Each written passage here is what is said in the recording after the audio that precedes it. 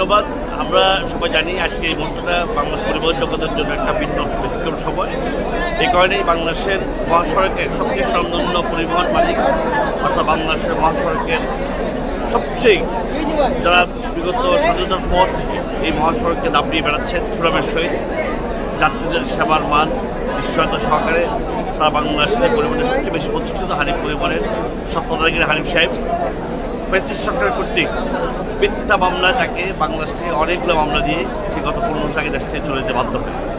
আজকে বাংলাদেশ স্বাধীনতা, বাংলাদেশের পরিবেশ, বাংলাদেশের যে বর্তমান প্রেক্ষাপট, এই প্রেক্ষাপটে নিঃসন্দেহেই বাংলাদেশে আসার মতো পরিবেশটা অর্জন হয়েছে, যেহেতু প্রেসিস দেশটা পালিয়ে চলে গেছে।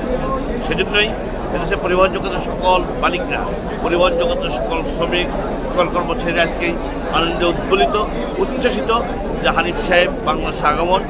ইতিমধ্যে আপনি একটু আগে উনি বাংলাদেশে ল্যান্ড করেছেন, উনি নামবেন, সবাই তাকে গ্রহণ করার জন্য উচ্ছ্বাস হয়ে আসছে এবং তাকে গ্রহণ করবেন এবং পরিবহন জগৎ একটা ব্যতিক্রম পরিস্থিতি পরিবেশ তৈরি হবে।